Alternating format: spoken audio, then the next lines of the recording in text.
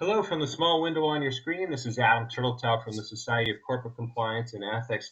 I am happy to report I'm joined today by Cam Marston, who's the author of the book Generational Insights. He'll be speaking October 5th at the Compliance and Ethics Institute in Las Vegas and really addressing what's a growing concern for many, which is how do you deal with all the different generations that are in the workplace now? Lots been written, talked about, for example, millennials and their challenges. First of all, Cam, thank you so much for taking the time to do this today and for joining us in Las Vegas. I'm happy to be here, and I'm very excited for your conference. Thanks for the invitation. Oh, you're more than welcome. So, how big really are the differences between the generations in the workplace? We hear a lot about it, but day to day, is there divides, gulfs, what? It's not an adversarial thing that people expect to see, a fisticuffs in the workplace or anything like that.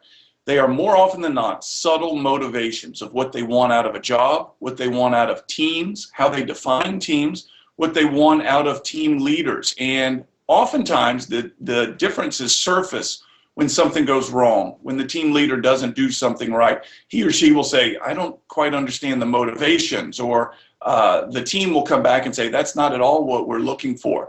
So they're very real, but it takes working in a workplace for you to begin to notice them. And once you begin to notice them, they're all over the place. And one of the issues that, it's good to hear it's not as much of a gulf and adversarial as you say, but we hear a lot about millennials and how difficult they are, how entitled they feel to things. There's the classic comment that I've heard from several that after 2 months they want to be promoted. Um, is there one tip you could give for people about working with millennials? Well, there's a lot of little instant tips that I will give at the conference.